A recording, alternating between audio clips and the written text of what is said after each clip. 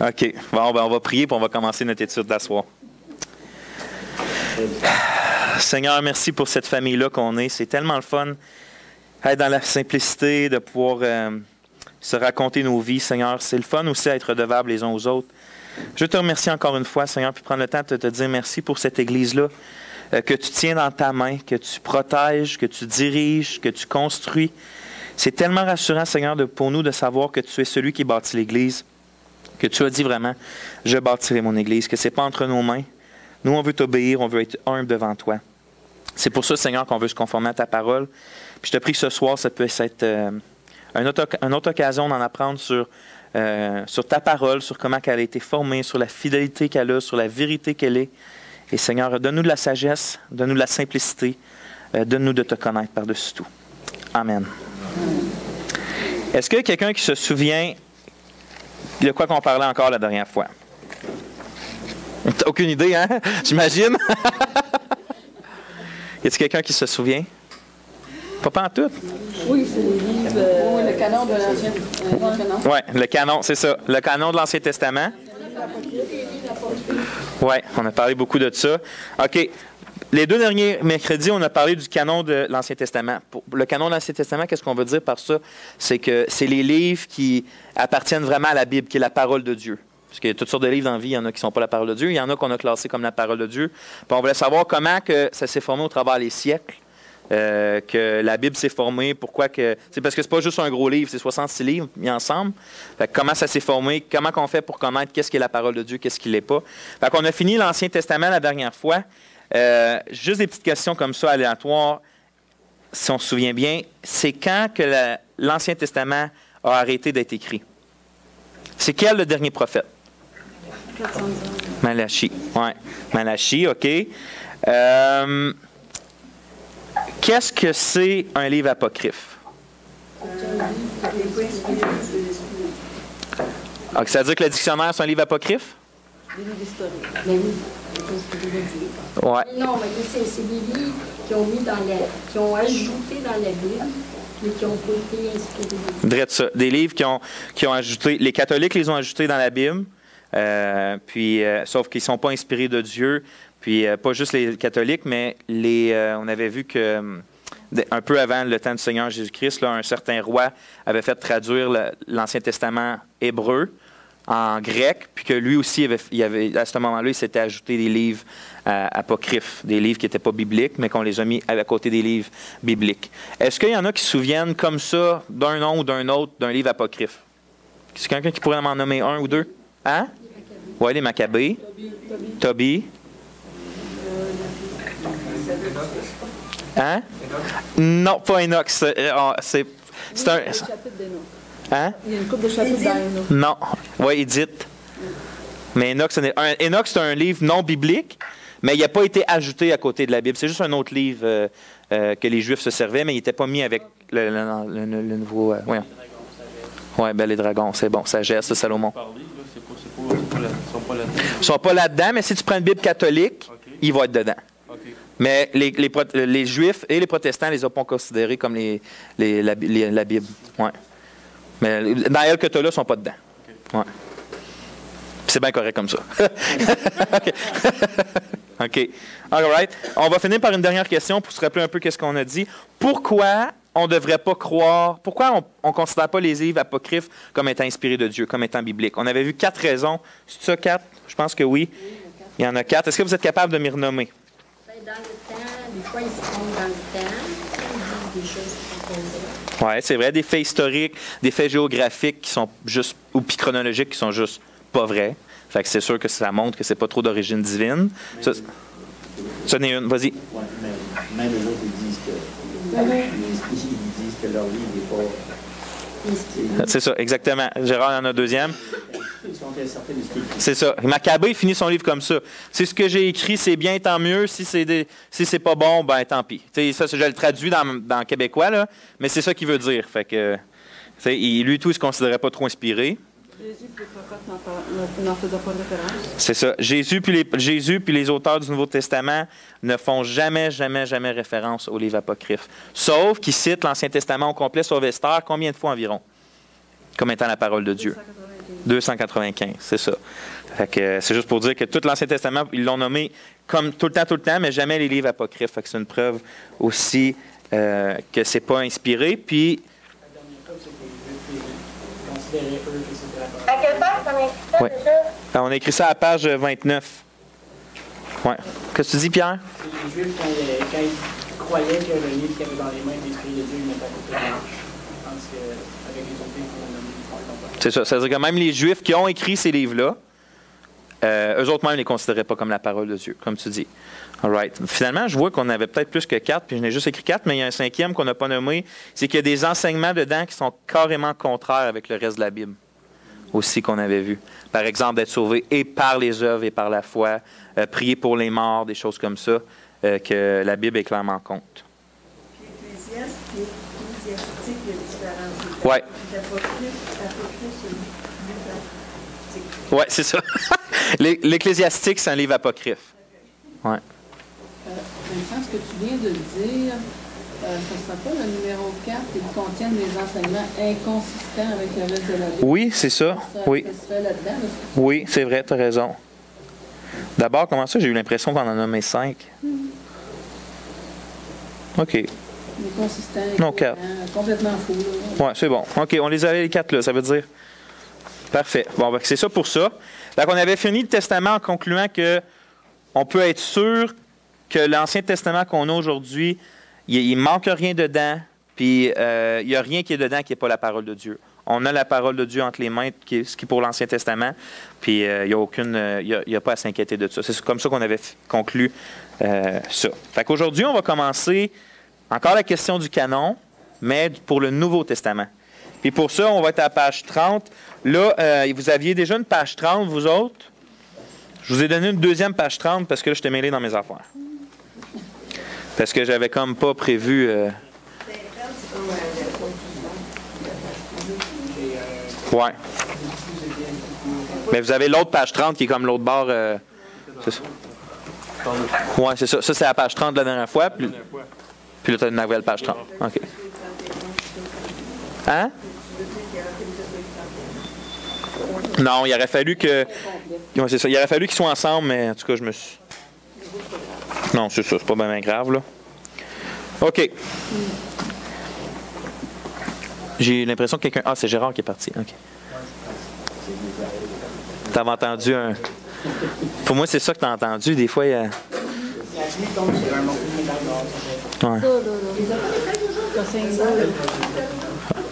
Ah, vous les avez pas, Florent?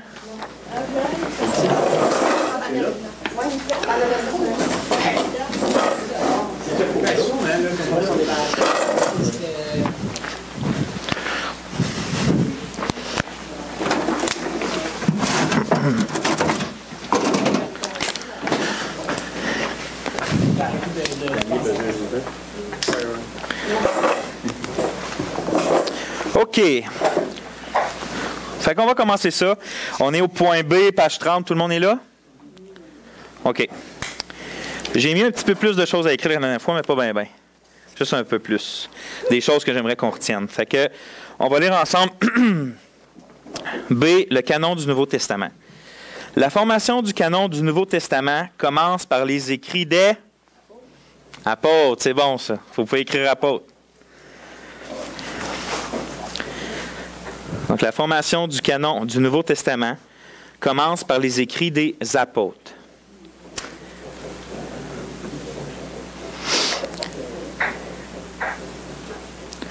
Il faut se rappeler que la mise en écrit de la Bible se produit principalement en lien avec les grands actes de Dieu dans l'histoire de la rédemption. Ce que je veux dire par là, c'est quand on regarde la Bible, là, on se rend compte que les fois où la Bible a été mise par écrit, c'est vraiment quand Dieu a fait des grandes choses par rapport à son plan. Quand il a appelé Abraham, quand il a fait sortir son peuple d'Égypte, quand il a fait rentrer dans la terre de Canaan, ensuite de ça, quand il a institué les rois, ensuite de ça, quand il y a eu la déportation, quand ils sont revenus de la déportation.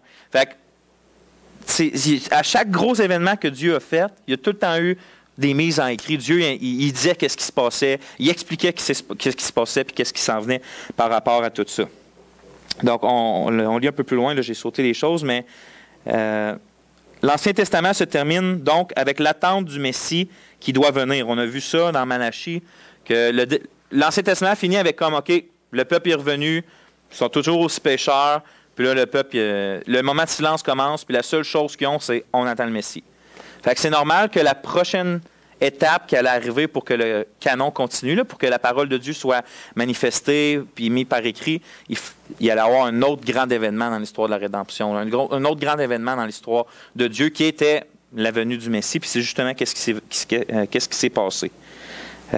C'est pourquoi le Nouveau Testament est composé des écrits des apôtres.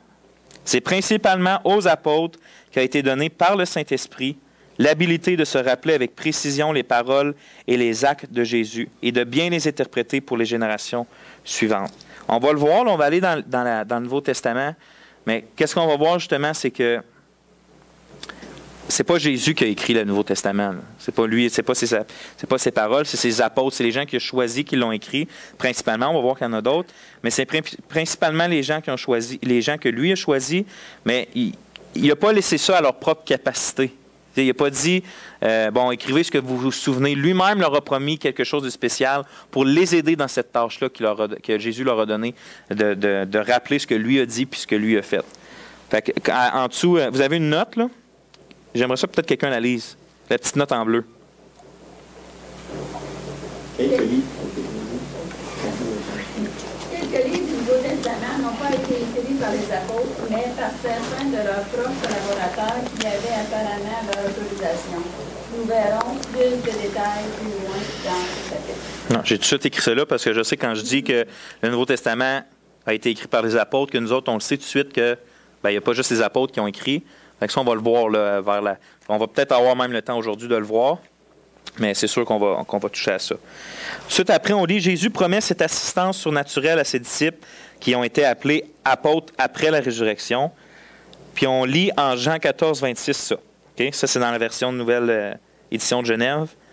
Dans Jean 14, 26, on lit « Mais le Consolateur, l'Esprit Saint, que le Père enverra en mon nom, vous enseignera. »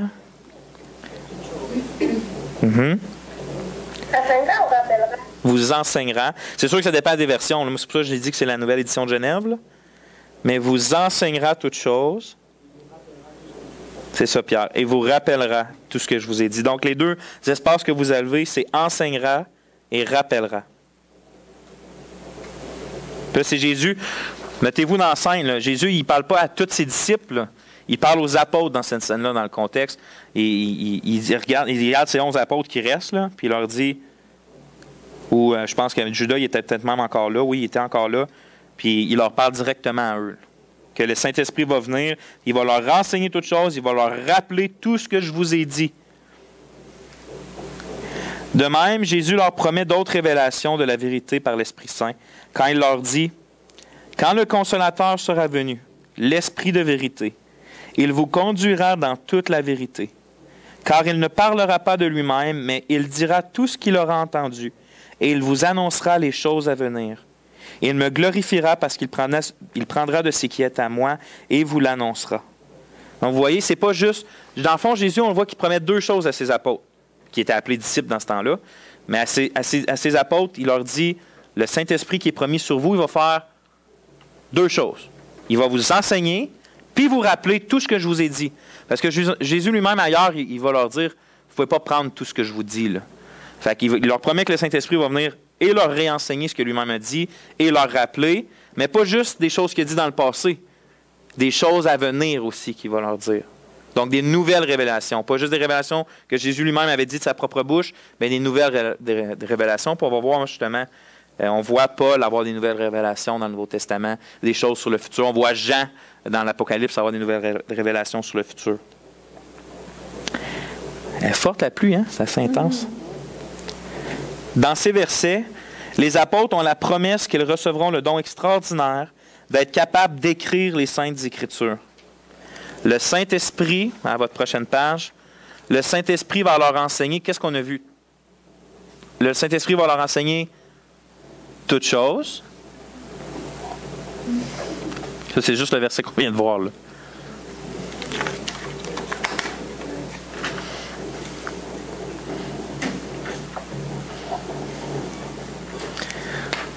leur rappellera... Y a-t-il quelqu'un qui sait c'est quoi? Le Saint-Esprit va leur enseigner toutes choses, leur rappellera de ce que Jésus a dit. Presque. Il y a un mot important. Tout. Tout. Tout ce que Jésus a dit. Ouais. Toutes choses. Tout.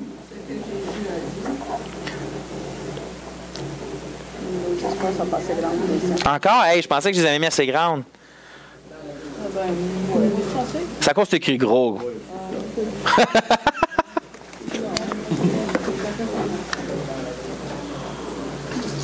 Mais en fond, c'est toute chose, leur rappellera tout ce que Jésus a dit et les guidera dans toute la vérité.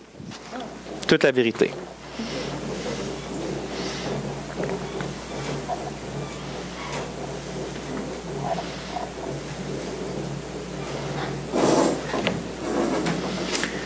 Puis qu'est-ce qu'on voit aussi dans le Nouveau Testament? C'est pas juste, c'est confirmé ailleurs. On voit que l'office d'apôtre, là, on parle d'office, ça veut dire le ministère d'apôtre, là, était considéré dans le Nouveau Testament ayant une même autorité que les prophètes dans l'Ancien Testament. Vous vous souvenez, on a vu que les prophètes dans l'Ancien Testament, il y avait l'autorité de Dieu de pouvoir dire exactement les paroles de Dieu. Tout ce qui sortait de la bouche d'un vrai prophète était la parole de Dieu, même si c'était des mots humains. Les apôtres ont reçu la même autorité, puis étaient considérés ayant la même autorité. On lit dans 2 Pierre 2,3, là, dans le verset rouge que vous avez au milieu du paragraphe. Là. C'est Pierre qui dit, il encourage ses lecteurs de se souvenir des choses annoncées d'avance par les saints prophètes et du commandement du Seigneur et Sauveur enseigné par vos... C'est quelqu'un qui sait c'est quoi le mot là? Et du commandement du Seigneur et Sauveur enseigné par vos apôtres. C'est qui a enseigné ce que Jésus a dit? Les apôtres. Vous savez que si on aurait juste les évangiles, là, on n'aurait pas grand-chose d'explication sur la vie chrétienne. On n'aurait pas grand-chose même d'explication sur la croix de Jésus. Parce que les évangiles sont surtout là pour nous référer ce qui s'est passé. Il y a l'évangile de Jean qui est un peu à part, là. L'évangile de Jean nous parle surtout de la personne du Seigneur Jésus. Mais les 3 autres évangiles sont là pour nous dire ce qui s'est passé, des faits. Mais ils n'expliquent pas grand-chose, là. C'est pas tant dans les évangiles que tu comprends que Jésus a pris notre punition, puis que c'est par la foi en lui qu'on peut être déclaré juste devant Dieu, puis tout ça. On a des... Oui, c'est là, mais pas autant qu'explique, par exemple, dans Romains. Paul, lui, va expliquer, voici ce qui s'est passé à la croix, voici ce qui arrive quand vous croyez, voici les fruits, voici les résultats. Donc, c'est juste pour dire que tout ce que Jésus a fait, puis dit, c'est les apôtres qui l'expliquent. C'est l'autorité qu'ils ont reçue de Jésus lui-même. Puis il y a quelque chose qu'on oublie souvent, mais regardez l'autorité que les apôtres avaient. De mentir aux apôtres est équivalent de mentir au Saint-Esprit, donc de mentir à Dieu. Puis j'aime ça qu'on tourne là-dedans pour pas qu'on pense que c'est n'importe quoi. Là. Tournez dans Acte 5, 2. Acte 5. On va tourner là. C'est l'épisode là avec ceux qui avaient menti. Là. Exact. C'est juste après qu'on ait vu là, ce que les apôtres, quel genre de mystère avaient, là, on va voir que il n'y en a plus d'apôtres comme ça. Il y en a qui considèrent que le ministère d'apôtre, c'est quelque chose qui se fait encore aujourd'hui. Mais pour de vrai, il y avait juste les apôtres qui avaient ce ministère-là. Puis ça ne continue pas aujourd'hui. Il n'y a personne qui a la même autorité que ces gars-là avaient. Là. Acte 5.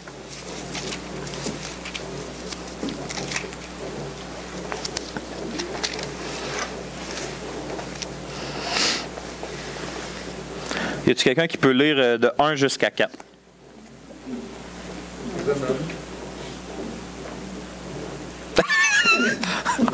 Cependant, un homme appelé Ananias, avec Saphira, sa femme, vendit une propriété et garda une partie du prix en accord avec sa femme.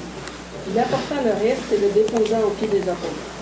Pierre lui dit, Ananias, pourquoi Satan a-t-il rempli ton cœur au point que tu aies menti au Saint-Esprit et gardé une partie du prix du champ? S'il n'avait pas été vendu, ne te reste-t-il pas? Et après l'avoir vendu, n'avais-tu pas droit de disposer du prix? Comment as-tu pu former dans ton cœur un projet pareil? Ce n'est pas à des hommes que tu as menti, mais à Dieu. Puis après ça, il est mort. Vous voyez, c'est Pierre qui avait demandé une question, puis il a menti à Pierre, puis Puis il dit, t'as menti au Saint-Esprit, puis c'est pas à des hommes t'as menti, mais c'est à Dieu t'as menti. Quand tu étais en face d'un apôtre qui avait l'autorité de pouvoir te déclarer les paroles de Dieu, c'était pas en avant de moi, là. À moins que vous me mentez, là, vous allez, à moins que Dieu soit, mais vous n'allez pas mourir sur le champ, là. Mais les apôtres, à ce moment-là, c'était quelque chose de vraiment, il y avait l'autorité de Dieu pour dire les paroles de Dieu, puis de leur mentir à eux, ça revenait à mentir à Dieu, là. C'est de mentir au Saint-Esprit tellement qu'il était présent avec eux. Cette revendication d'être capable de dire des paroles qui sont les paroles de Dieu lui-même est particulièrement fréquent dans les écrits de l'apôtre Paul. Il revendique non seulement que le Saint-Esprit lui a révélé, là on cite un verset, des choses que l'œil n'a point vues, que l'oreille n'a point entendues et qui ne sont point montées au cœur de l'homme. Hein, on lit ça, Paul, il pouvait dire des choses comme ça, là, que jamais personne n'avait pensé, réfléchi. Paul, il déclarait des paroles nouvelles venant de Dieu. Mais aussi que lorsqu'il déclare ces révélations, il parle, puis on cite encore un verset, non avec des discours qu'enseigne la sagesse humaine, mais avec ceux qu'enseigne l'Esprit. Ça, c'était un apôtre qui parlait. Paul lui-même disait, ce qu'on vous dit dans le contexte, ce qu'on vous dit, là, l'évangile qu'on vous annonce, qu'on vous enseigne, puis tout ça, il dit c'est des discours qui viennent de Dieu, puis qui peut juste être compris par l'Esprit de Dieu aussi. C'est pas quelque chose qu'on a inventé, c'est pas quelque chose de notre propre cœur. Il était capable de dire, c'est la parole de Dieu qu'on vous dit. Les apôtres eux-mêmes croyaient ça. C'était pas des Maccabées. Là. Ils croyaient pas qu'on essaye de faire de notre mieux pour vous rappeler ce que Jésus a fait. Non, ils savaient que Dieu leur avait donné ce rôle-là, de déclarer les paroles divines. Puis regardez, on va voir que Paul, il va même plus loin. Aux Corinthiens, il va écrire, c'est dans le contexte, je vous mets dans le contexte du don des langues, puis des prophéties, puis tout ça, quand il essaie de remettre l'ordre dans l'Église de Corinthe par rapport à tout ça. Puis à la fin, parce qu'il parle un peu contre les gens qui se disent prophètes, puis qui disent toutes sortes qui ne sont pas ordonnés là-dedans, puis il va leur dire, si quelqu'un croit être prophète ou inspiré, qu'il reconnaisse que ce que je vous ai écrit est un commandement du Seigneur.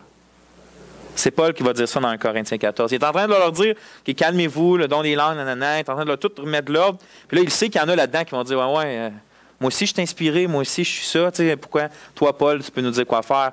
Mais il va loin de leur dire, il va regarder. Si quelqu'un est vraiment prophète ou inspiré, là, reconnaissez que ce que moi je dis, c'est un commandement du Seigneur. C'est le premier signe de quelqu'un qui est inspiré, va reconnaître qu'il va se soumettre. Peu importe c'est quoi les prophéties, puis le don des prophéties, c'est soumis à la parole de Paul. Parce que Paul avait une autorité différente que peu importe ce que les autres pouvaient penser ou dire dans l'Église. Hein? Venant de Dieu. C'est ça, une autorité venant de Dieu. C'est quelque chose, je me demande comment ils se sentaient, ces gars-là. Parce que c'est des gars comme nous autres, mais ils savaient, puis ils rencontraient le Seigneur Jésus, Paul avait des visions. Qu'est-ce qui sortait de sa bouche? Qu'est-ce qu'il écrivait dans ses lettres? C'était la parole de Dieu. C'est pas comprenable, mais je trouve que c'est vraiment spécial, c'est fou. Ouais. Je vais juste dire, c'est parce que le 2 Pierre 3, là, 2 Pierre 2 3, c'est 3 2. Oh, c'est l'inverse. C'est les bons chiffres, mais... En haut? Oui. OK, c'est pas 2 Pierre 2 3. C'est vraiment 2 Pierre 3 2. 2 Pierre 3 2. OK. Donc, je ne trouve pas de me dire ça, c'est parfait. OK, 2 Pierre 3 2. Ouais. Ouais. Est-ce que Dieu aimait plus les apôtres que nous? Est-ce que Dieu aimait plus les apôtres que nous? Ils se sont fait crucifier la tête à l'envers. À cause qu'il y avait des dons exceptionnels, tu veux dire? Non, il n'aimait pas plus les apôtres que nous parce que, justement, les dons qu'eux ont eus, c'était pour le bénéfice de l'Église, comme tous les dons. Fait qu'ils ont eu des grands dons, mais c'est juste pour notre bénéfice encore plus. Puis ils ont souffert là, avec ça. Paul a donné sa vie. Ils ont tous donné leur vie pour nous. Fait qu'on ne peut pas vraiment dire qu'ils aimaient plus ces gars-là que nous autres. Ça va? OK. Paul dit donc que ces directives pour l'Église à Corinthe ne sont pas seulement les siennes, mais qu'elles sont un commandement du Seigneur. Plus tard, en défendant son apostolat, ça veut dire son ministère d'apôtre, son appel à être apôtre, Paul dit qu'il va donner aux Corinthiens une preuve que Christ parle en moi. Bon, il considérait que Christ parle en lui. D'autres versets similaires pourraient être mentionnés, on n'a juste pas le temps, mais on pourrait aller voir dans tous ces versets-là où que Paul dit directement, sans s'enorgueillir, il fait juste savoir, il dit un fait. Je suis un apôtre, Christ m'a choisi, puis ce que je dis, c'est la parole de Dieu. Donc, les apôtres avaient l'autorité d'écrire les paroles qui étaient les paroles mêmes de Dieu égales en vérité et en autorité aux paroles de l'Ancien Testament. Ils usèrent de cette autorité pour rapporter, interpréter et appliquer à la vie des croyants les grandes vérités de la vie, de la mort et de la résurrection du Seigneur Jésus-Christ. Vous savez, les apôtres, là, la meilleure façon de comprendre l'Ancien Testament, c'est de voir comment voir les apôtres comprenaient l'Ancien Testament. Puis, ils ont eu cette autorité-là à la fin des siècles, parce qu'on est à la fin des siècles, ils ont eu cette autorité-là de pas juste nous donner des nouvelles révélations, mais même de nous interpréter correctement ce que Dieu avait déjà dit dans l'Ancien Testament. Parce que des fois, je rencontre des théologiens, puis des pasteurs, puis tout ça, que, tu sais, c'est bien ce qu'ils disent, c'est il faut interpréter la Bible littéralement. Tu sais, c'est vrai, ça veut dire ce qu'elle dit, c'est ce qu'elle dit. Là. On n'a pas besoin de... il ne faut pas faire d'allégorie, il faut interpréter le passage dans son contexte. Puis, je suis tout d'accord avec ça. Là. Amen, amen, amen. Sauf des fois, quand ils vont dans l'Ancien Testament, il dit, par exemple, cette promesse-là était donnée dans ce siècle-là, était dite à Israël, puis elle parle de tout ça. Fait qu'il faut juste se limiter à Israël dans cette promesse-là. Ça, c'est un exemple parmi 1000, sans considérer ce que les apôtres, comment qu'eux autres considéraient cette promesse-là. Parce que, par exemple, tu vas avoir une promesse de bénédiction spirituelle pour Israël, puis tu vas voir un apôtre dans Paul qui va nous dire que exactement cette promesse-là, elle s'est ouverte pour l'Église, par exemple. Mais tu ne vois pas dans l'Ancien Testament ça. C'est l'apôtre avec les nouvelles révélations de Dieu qui peut te dire, regardez, cette promesse-là qui était juste pour Israël, elle s'ouvre maintenant aussi à l'Église. Fait il faut tout le temps que vous voyez, essayez de comprendre l'Ancien Testament au travers les yeux des apôtres. Fait allez dans le Nouveau Testament puis regardez par en arrière tout le temps. Ça va vous aider à bien comprendre l'Ancien Testament puis à voir comment que ça parle directement à vous puis pas juste comme aux Juifs. Là, comme. Parce que souvent, c'est ça, je les écoute, ces gars-là, puis qu'est-ce que ça fait, c'est que les gens de l'Église, ils vont juste... ils lisent plus vraiment l'Ancien Testament puis les prophètes parce qu'ils se disent, ils parlaient juste à Israël. Fait que c'est pas à moi, tu sais, j'ai rien à retirer, mais oui, il parlait juste à Israël à ce moment-là, mais les apôtres eux-mêmes étaient capables de faire des applications puis de retirer des choses qui étaient directement pour nous, les chrétiens d'aujourd'hui. Fait que c'est bien de voir l'Ancien Testament au travers des yeux des apôtres du Nouveau Testament. Parce que même s'il y avait une autorité égale aux prophètes de l'Ancien Testament, il y a une révélation plus grande encore que les prophètes de l'Ancien Testament. On va lire dans Pierre, par exemple, que les prophètes qui avaient l'Esprit du Christ étudiaient, puis réfléchissaient, puis méditaient pour essayer de voir c'est quand que le Messie allait arriver, puis tout ça. Donc, mais les apôtres, eux, ils l'ont vu, le Messie, ils ont touché, puis tout, puis ils ont une révélation spéciale, puis ils peuvent nous en dire plus encore que les prophètes de l'Ancien Testament. On continue. Au dernier paragraphe, la page 31. Il n'est donc pas surprenant de trouver quelques-uns des écrits du Nouveau Testament à être placés avec l'Ancien Testament comme faisant partie du même canon des Saintes Écritures. En fait, c'est ce que l'on trouve dans au moins 2 passages du Nouveau Testament. Pierre n'était pas seulement conscient de l'existence des écrits de Paul, mais il les classait comme Écriture. Regardez ce que Pierre dit dans 2 Pierre 3,15. On va le lire. « Croyez que la patience de notre Seigneur est votre salut. Comme notre bien-aimé frère Paul vous l'a aussi écrit, selon la sagesse qui lui a été donnée. C'est ce qu'il fait dans toutes les lettres où il parle de ces choses, dans lesquelles il y a des points difficiles à comprendre, dont les personnes ignorantes et mal affermies tordent le sens, comme celui des autres Écritures. » Regardez ce qu'il dit. Il dit que les lettres de Paul, puis que, sont difficiles. Il y en a des bouts qui sont difficiles à comprendre, que des gens tordent puis tout, mais il dit que ces gens-là, ils tordent le sens, puis il dit comme les autres Écritures. Vous comprenez-vous qu'est-ce qu'il dit? Il ne dit pas comme l'Écriture, il dit comme les autres, c'est-à-dire qu'il considère les écrits de Paul comme les Écritures aussi. Puis il les englobe toutes dans les autres Écritures, les écrits de Paul, c'est les Écritures. Est-ce quelqu'un qui voudrait lire la note? Le mot traduit écriture ici est graphique, un mot qui apparaît 50 fois dans le Nouveau Testament, se réfère à chaque fois à l'écriture de l'Ancien Testament. Ainsi, le mot écriture était le terme écrit pour les auteurs du Nouveau Testament. Il était utilisé que pour les écrits qui étaient considérés comme étant la parole de Dieu et qui faisaient donc partie du canon de la vie. Et dans ces versets, Pierre classe les écrits de Paul dans la même catégorie que les autres écritures, c'est-à-dire l'Ancien Testament. Les écrits de Paul sont donc considérés par Pierre comme étant dignes d'avoir le titre Écriture et ainsi dignes d'être inclus dans le canon. Le mot graphé, c'est justement, quand on dit qu'il est utilisé 51 fois dans le Nouveau Testament, à part ce verset-là qu'on vient de voir, chaque fois, c'est juste clair dans le contexte que ça parle de l'Ancien Testament. À chaque fois. Puis là, Pierre utilise ce mot-là encore une fois, puis il parle de l'Ancien Testament, mais il inclut aussi les écrits de Paul.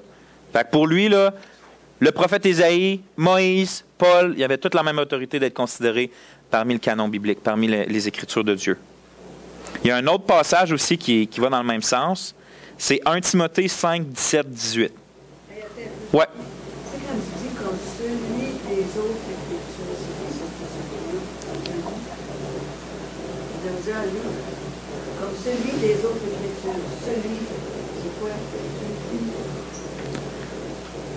Tu veux dire à quoi que ça fait référence, celui? Il n'y a pas. On va relire la phrase au complet. À partir, mettons. Oui, mais regarde bien. Comme notre bien-aimé frère Paul vous l'a aussi écrit selon la sagesse qui lui a été donnée. C'est ce qu'il fait dans toutes les lettres où il parle de ces choses, dans lesquelles il y a des points difficiles à comprendre, dont les personnes ignorantes et mal affermies tordent le sens, comme celui des autres Écritures. Donc, le celui se réfère aux autres Écritures. Tu comprends-tu? Hein? Celui, ça fait référence au sens. Oui, c'est ça, le sens des autres Écritures. Ouais.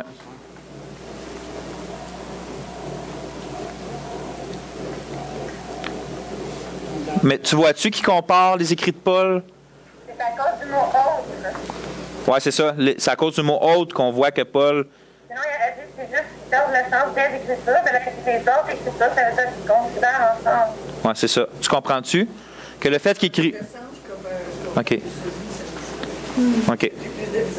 C'est bon, c'est parfait. On est là pour ça.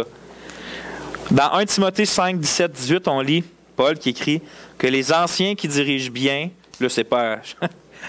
Je lis ça, mais en tout cas. Que les anciens qui dirigent bien soient jugés d'un double honneur, surtout ceux qui travaillent à la prédication et à l'enseignement. Car l'Écriture dit, regardez ça, car l'Écriture dit, donc la Bible dit, tu ne muselleras point le bœuf quand il foule le grain, et l'ouvrier mérite son salaire. Regardez bien. La première citation là, qui se trouve dans l'Écriture, que tu ne muselleras point le bœuf quand il foule le grain, ça se trouve en Deutéronome 25, 4. OK? Tournez-le dans votre Bible. Lisez pas le reste, OK? Tournez-le. Deutéronome 25, 4.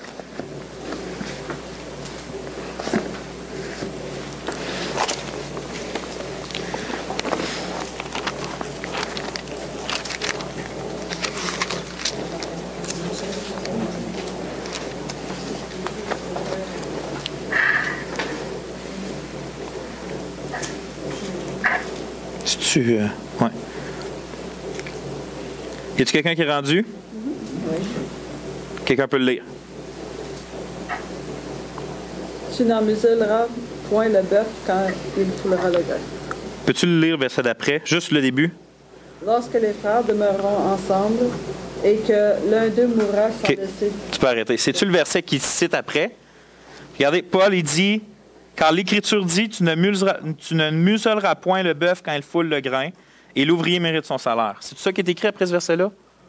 Non, OK, il est juste écrit l'affaire du bœuf. Il cite un autre verset. Mais ce verset-là, quand il dit, et l'ouvrier mérite son salaire, il n'est pas dans Deutéronome, mais il est nulle part ailleurs dans l'Ancien Testament. Il ne se trouve pas dans l'Ancien Testament quand il dit, et car l'Écriture dit, tu ne muselleras point le bœuf quand il foule le grain, ça c'est l'Ancien Testament. Mais l'autre, et l'ouvrier mérite son salaire, si vous faites chercher, là, vous avez un programme biblique, vous mettez votre recherche seulement Ancien Testament, vous écrivez ce verset-là, vous n'allez jamais le trouver. Il n'existe pas dans l'Ancien Testament. Mais il existe à quelque part ailleurs, c'est dans le Nouveau Testament. Est-ce que vous savez quelqu'un, y a-t-il quelqu'un qui se souvient, c'est où dans le Nouveau Testament que c'est écrit ça? Il y a un petit espace, là. Mais pour que vous le sachiez, là. Il n'y a personne? OK. Oui, c'est Jésus qui dit ça. Où, sais-tu? OK. Elle se trouve dans Luc 17. Puis je vais vous le lire.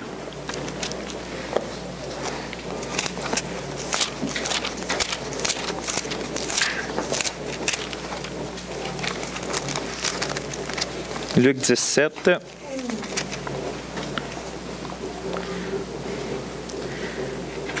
Moi, je lis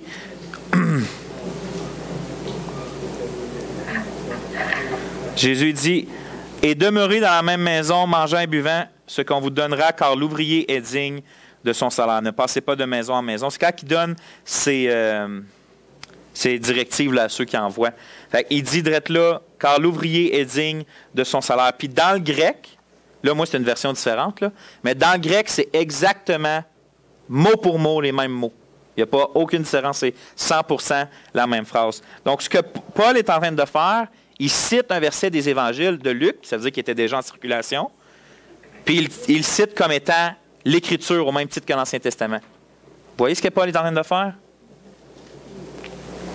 Donc, pour lui, encore une fois, il disait, tu sais, pour lui, il n'y avait pas une Écriture de l'Ancien Testament, puis d'autres écrits qui n'étaient pas pires que Luc avait écrit. Donc, pour lui, quand il disait l'Écriture, c'était je peux mettre dans la même phrase un verset de l'Ancien Testament, quelque chose que mon ami Luc a écrit, puis je mets les deux ensemble, puis il n'y a pas de problème.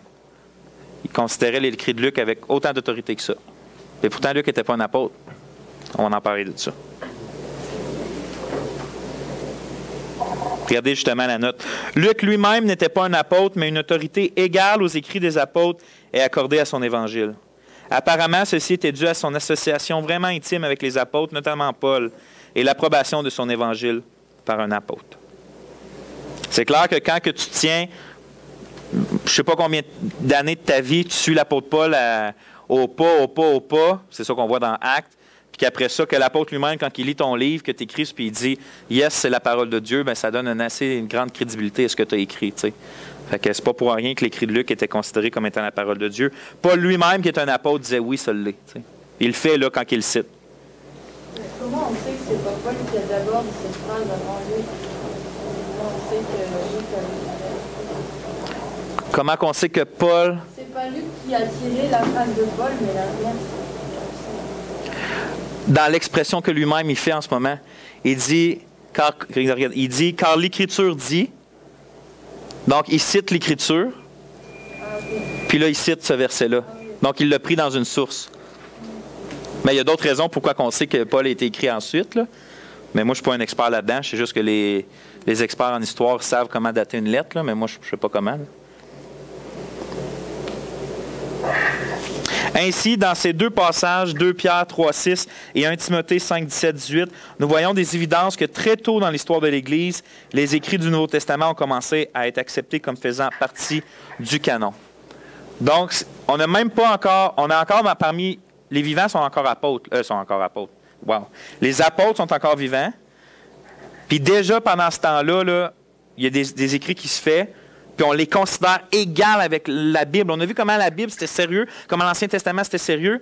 Puis là, imagine, tu as une lettre, là, je ne sais pas exact, tu as un parchemin ou quelque chose qu'un gars qui s'appelle Luc a écrit, puis les apôtres qui ont vu le Seigneur ressuscité disent ça, là, ce rouleau-là, là, il est égal avec le livre d'Ésaïe, il est égal avec ce que Moïse a écrit.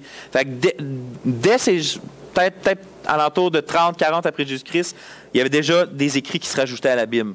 Ça n'a pas pris 3-4 siècles comme du monde qui dit que la Bible a été formée en 500 ans après Jésus-Christ. Là. En dedans de 100 ans après Jésus-Christ, le canon était formé, mais on voyait déjà tôt que la Bible était considérée comme étant la parole. Le Nouveau Testament était considéré comme étant la parole de Dieu. Ça laisse donc 5 livres, OK? Je veux vous faire un exercice. Il y a 5 livres qui n'ont pas été écrits par les apôtres. Parce que là, on le sait, si c'est écrit par un apôtre, c'est automatiquement la parole de Dieu.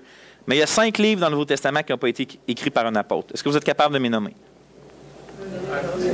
Actes, Luc, Hébreux. Peux-tu me les répéter, là, que tu sois en ordre? Ouais. Marc, Luc, Actes. Jacques. Jacques, c'est un apôtre. C'est pas Jacques, le frère de Jésus qui est Hein? Jude, le frère du Seigneur. Hein? C'est Luc. OK, c'est 5 livres. Ouais, 5 livres. Puis Hébreu. Non, c'est ça, Hébreu. Quoi?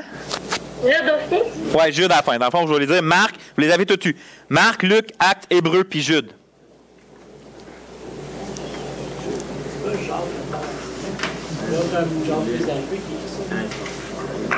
L'épître? Non. C'est pas l'apôtre, c'est pas Non, c'est l'apôtre. We're gonna talk a bit later if you want.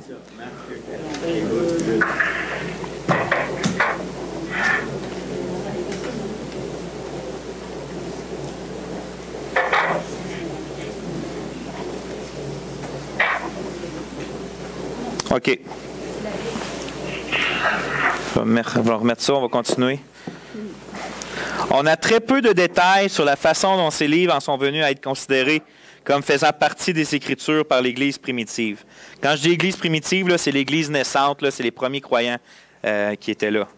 Donc, on a peu de détails sur comment ils ont été considérés comme faisant partie de la Bible, mais Marc, Luc et les Actes ont été rapidement reconnus canoniques, ça veut dire faisant partie du canon, probablement à cause de l'association intime de Marc avec l'apôtre Pierre. Ça, on va en reparler pas aujourd'hui, mais on va en reparler de pourquoi qu'on est sûr que Marc et Pierre, là, c'était des bons chums. Donc, Marc a sûrement été reconnu parce que ça venait de Pierre, puis Luc, puis les Actes, à cause qu'il était associé avec Paul. Donc, même si ce n'était pas des apôtres, il était tellement proche des apôtres, les apôtres pouvaient dire c'est correct ou c'est pas correct, que quand ils l'ont écrit, on les a considérés comme étant la parole de Dieu. Mais on va voir d'autres choses là-dessus prochainement. Là. Aujourd'hui, je vous saute ça comme ça. De la même manière, Jude a apparemment été accepté en vertu des liens de parenté de l'auteur avec Jacques, voire Jude 1, et du fait qu'il était le frère de Jésus. Pour le livre des Actes, c'était pas Luc. Je vais réfléchir à ce que tu dis. C'est ça. Ouais. parce qu'il vient de pourquoi il existe ce que je dis. Luc. Les Actes ont été écrits par Luc, mais qui n'est pas non plus un apôtre. Hein? Les Actes ont été écrits par Luc, mais il n'était pas non plus un apôtre. Oui, c'est ça. Ouais. Il y avait 2 livres à son nom. Oui. En fait, c'est ça. Luc et Actes, c'est comme le tome 1 puis le tome 2 d'une même histoire que Luc raconte. Là. C'est pour ça qu'on les met tout le temps ensemble. L'acceptation, on voit une petite note, l'acceptation de Jude dans le canon a pris du temps, principalement en raison de sa citation du livre non canonique de... Est-ce que quelqu'un qui se souvient, je l'ai nommé la semaine passée? D'Enoch, c'est ça. Jude, il cite un livre, non, pas apocryphe, mais non canonique. Fait que souvent, les gens étaient comme... c'est un peu suspicieux. Il était pas sûr, puis tout, il se demandait. Il trouvait ça douteux, fait que ça a été long avant d'être accepté.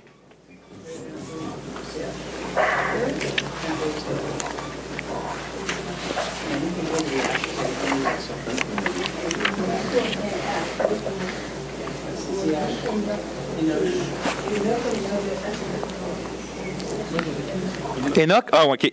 Ça s'écrit H-E. Ça dépend des fois, ça dépend des noches. H-E-N-O-C-H.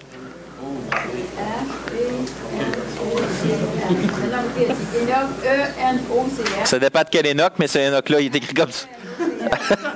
H-H-H-N-N-N-O-No-No. Ginette, je vais te le nommer, c'est H-E-N-O-C-H.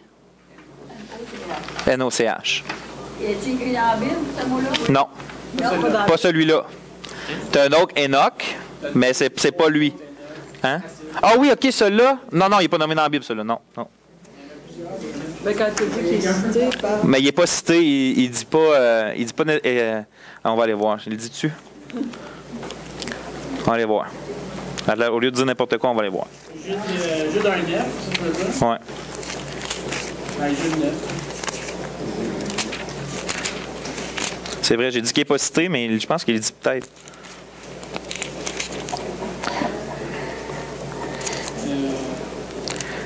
Enoch, ouais, c'est ça. Il cite, mais tu vois, il ne l'écrit pas comme moi je l'ai écrit, dans ma version. Je pense qu'en anglais, il y a un H, puis en français, il y en a pas. Ça veut dire que moi, je l'aurais juste transcrit de l'anglais? Peut-être. C'est 1.14 dans le fond, dans Jude 14, je veux dire. Ouais. Toi, c'est juste E-N-O-C? Bon, écris-le comme tu veux. C'est comme ça sonne. Hein?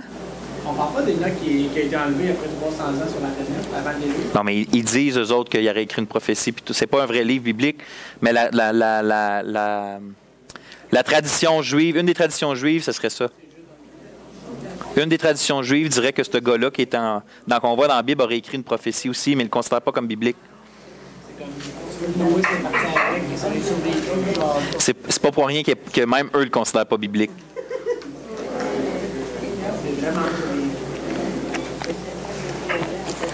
Là, ce soir, je voulais prendre moins de temps vu que la semaine passée, on en a pris plus. Fait que je suis en train de me demander où j'arrête.